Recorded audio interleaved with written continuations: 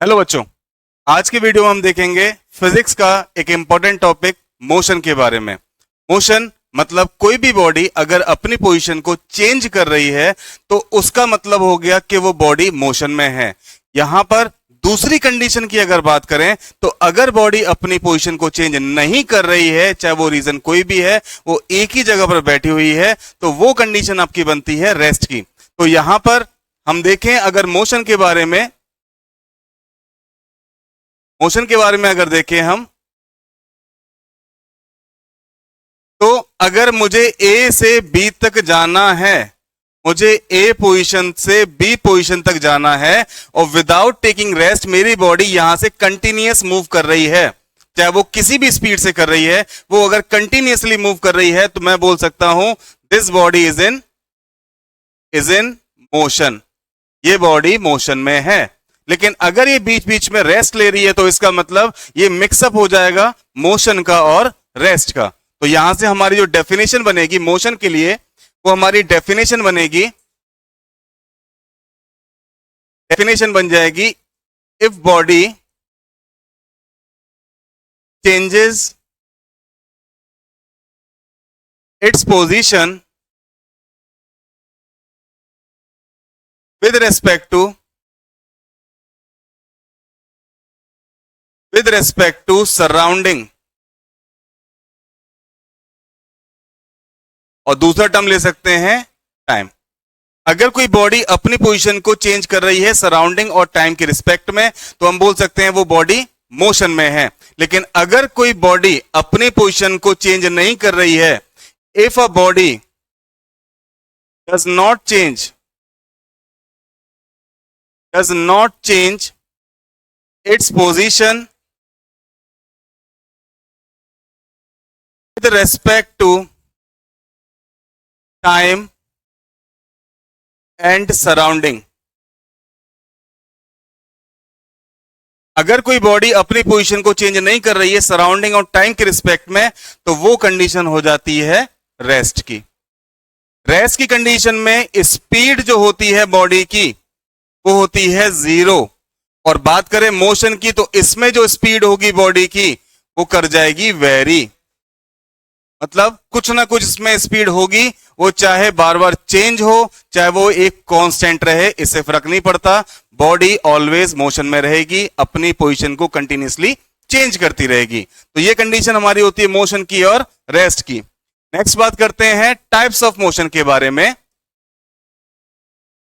Types of motion के बारे में, तो जो मोशन है यानी कि कोई बॉडी चल रही है तो वो किस व्याप पे चलेगी भाई, डिस्टेंस ट्रेवल करना है, किसी पर्टिकुलर टाइम में ट्रेवल करना है। अगर उसके व्याप पर हम मोशन के टाइप की बात करें तो 2 टाइप के मोशन बन जाते हैं। पहला टाइप ये बताता है कि कोई भी बॉडी कुछ भी डिस्टेंस अगर वो चल रही है वो क्या पर्टिकुलर टाइम में पर्टिकुलर डिस्टेंस चल पा रही है। अगर वो पर्टिकुलर टाइम में पर्टिकुलर डिस्टेंस चल पा रही है तो वो हो जाएगा आपका यूनिफॉर्म मोशन। लेकिन अगर वहां पर टाइम का और डिस्टेंस का वेरिएशन आ रहा है, चेंजेस आ रहे हैं, मतलब कभी किसी टाइम में ज्यादा डिस्टेंस ट्रेवल कर रही है और कभी किसी टाइम में कम डिस्टेंस ट्रेवल कर रही है, मतलब बार बार फ्लक्चुएशन आ रहा है डिस्टेंस में, तो वो हो जाता है आपका नॉन यूनिफॉर्म मोशन। तो पहला है इसका uniform motion.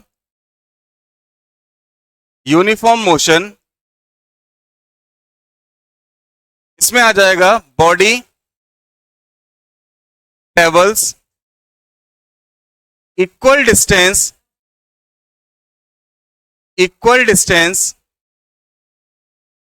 in equal interval of time। अगर कोई बॉडी इक्वल डिस्टेंस ट्रेवल करे इक्वल इंटरवल ऑफ टाइम में तो वो हो जाएगा आपका यूनिफॉर्म मोशन।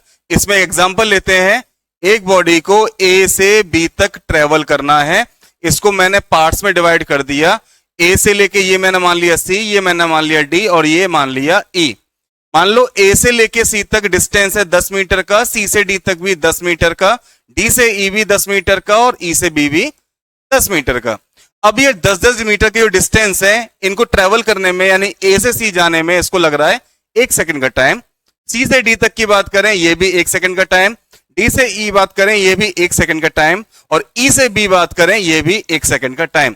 मतलब यहां पर इक्वल डिस्टेंस बॉडी ट्रेवल कर रही है इक्वल इंटरवल ऑफ टाइम में, तो ये हो जाता है आपका यूनिफॉर्म, जहां पर डिस्टेंस टाइम वेरिएशन नहीं आएगा, इक्वल चलेगा। जितना डिस्टेंस वो प्रीवियसली ट्रेवल करेगा उतना ही वो आगे भी ट्रेवल करता जाएगा, तो वो बन जाएगा आपका uniform motion.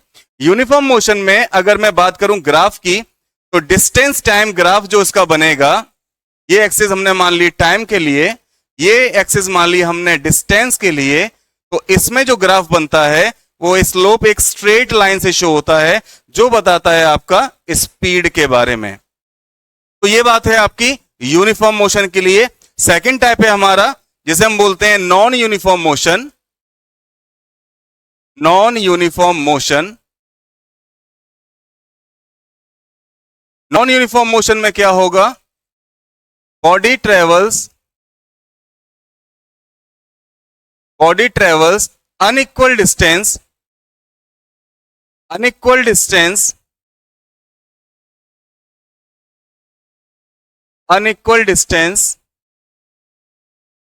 in equal interval of time और वाइस वर्सा। या तो टाइम वेरी करे या डिस्टेंस वेरी करे, उस कंडीशन में आपका मोशन हो जाता है नॉन यूनिफॉर्म मोशन। जैसे मैं बात करूं, दो पोजीशन ली मैंने, मुझे जाना है ए पोजीशन से लेकर बी पोजीशन तक, और इसको मैंने डिवाइड कर दिया इक्वली 4 पार्ट्स में। सारे के सारे मेरे 10-10 मीटर के ही हैं,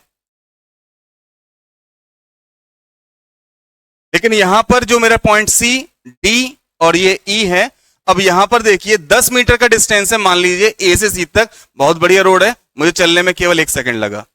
लेकिन सी से डी तक कुछ खड्डे वगैरह आ गए, तो वहां पर मेरा जो टाइम पीरियड है वो बढ़ गया, मुझे ट्रेवल करने में 2 सेकंड का टाइम लग गया। ई से ई तक मुझे ट्रैफिक मिल गया, मुझे उसमें और ज्यादा टाइम लग गया, मान लीजिए लग गया 5 सेकंड का। और ई से बी तक फिर से रोड अच्छी आ गई, अब मैंने ज्यादा तेज ड्राइव किया यहां पर, तो ये मुझे टाइम लगा केवल 0.5 सेकंड का।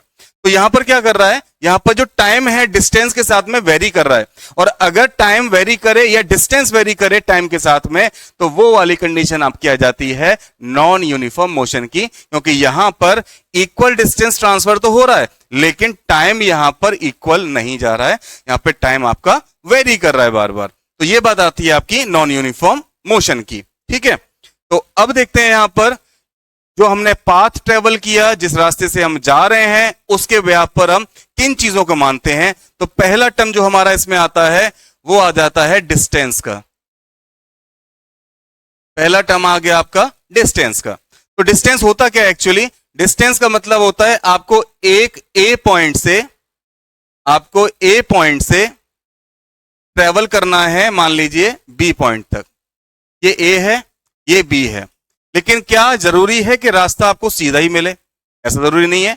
आपने मान लीजिए रास्ता आपका ऐसे जा करके, फिर ऐसे जा करके, ऐसे ऐसे और ऐसे आप मूव करके आए, यहां से चले, मान लीजिए इसको मैंने दे दिया नाम सी, इसको दे दिया डी, इसको दे दिया ई। तो अगर मैं डिस्टेंस की बात करूं तो मेरा डिस्टेंस ए से बी तक का कैसे निकलेगा, डिस्टेंस ए टू बी का जो निकल के आएगा वो निकलेगा मेरा, पहले मैंने चला ए से लेके सी तक, फिर मैंने चला सी से लेके, मैंने इसको भी नाम दे दिया एफ दे दिया, फिर चला मैं सी से लेकर एफ तक, फिर चले हम एफ से लेके डी तक, फिर चले हम डी से लेके ई तक, और फिर चले हम ई से लेकर बी तक। जब इन सबको हम प्लस कर देंगे तो वो हमारा डिस्टेंस निकल के आएगा, इसलिए हम डिस्टेंस को बोलते हैं the actual path covered by the body. मतलब जिस भी एक्चुअल रास्ते से एक बॉडी एक पोजीशन से दूसरी पोजीशन तक पहुंच रही है वो हमारा होता है डिस्टेंस। तो यहां से हमारी डेफिनेशन बनेगी डिस्टेंस की, एक्चुअल पाथ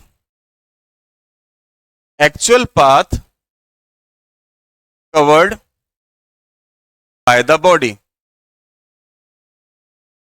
जो भी एक्चुअल पाथ बॉडी ने कवर किया वो होता है हमारा डिस्टेंस। लेकिन ए से लेके बी पॉइंट को जोड़ने वाली जो सीधी लाइन है, या बोल सकते हैं जो शॉर्टेस्ट डिस्टेंस है दो पोजीशन के बीच में एक इनिशियल आपकी जो थी ए थी और फाइनल जो थी आपकी वो बी थी, इन दोनों को जोड़ने वाला सबसे छोटा रास्ता, उसे हम बोलते हैं डिस्प्लेसमेंट। तो इसे हम बोलेंगे, ये वाली जो एक्सिस है आपकी, ये है डिस्प्लेसमेंट। और ये वाली जो एक्सिस जो चल के आए हम, इसे हम बोलते हैं डिस्टेंस। तो यहां से आपको दिख रहा होगा डिस्टेंस के पास में कोई भी एक पर्टिकुलर डायरेक्शन नहीं है, लेकिन डिस्प्लेसमेंट के पास में एक सीधी डायरेक्शन है कि वो ए से लेके बी तक आ रहा है। तो इसके बिहाफ पर हम डिस्टेंस और डिस्प्लेसमेंट, इसको कुछ क्वांटिटीज है, दो क्वांटिटी होती है हमारी, एक होती है स्केलर और एक वेक्टर, उसके बिहाफ पर भी हम इसको डिवाइड कर सकते हैं। तो पहली जो क्वांटिटी है हमारी, पहली क्वांटिटी है हमारी स्केलर। स्केलर क्वांटिटी वो होती हैं जिनके पास केवल मैग्नीट्यूड होता है, दोज हैव ओनली मैग्नीट्यूड। बात करें वेक्टर की, तो वेक्टर वो होती हैं जिन क्वांटिटी के पास में मैग्नीट्यूड भी हो और डायरेक्शन भी हो।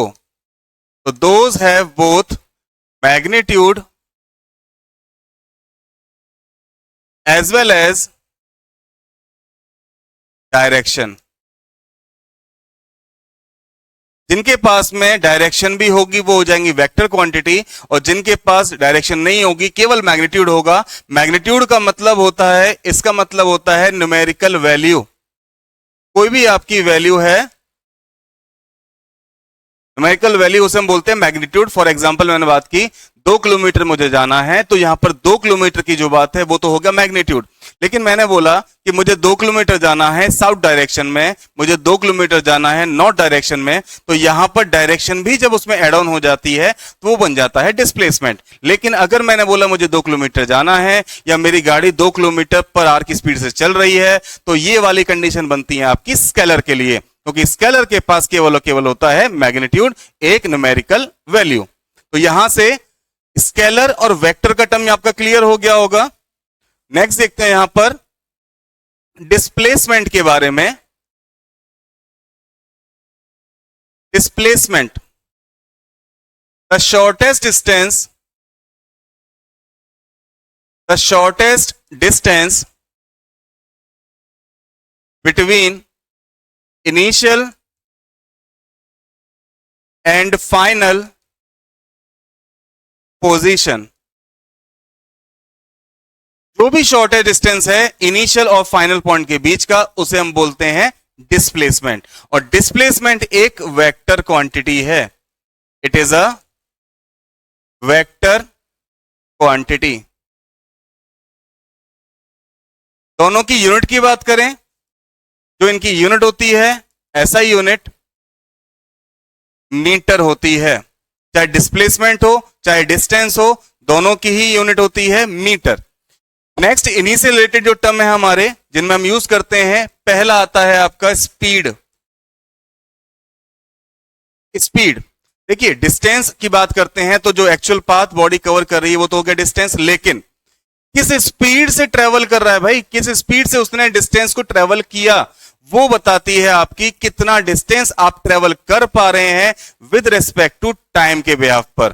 तो स्पीड बेसिकली बताती क्या है, स्पीड बताती है हाउ फास्ट और slow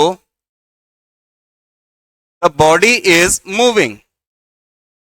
the body is moving, कोई बॉडी कितना तेज मूव कर रही है या कितना फास्ट मूव कर रही है, यह बताती है उसकी स्पीड।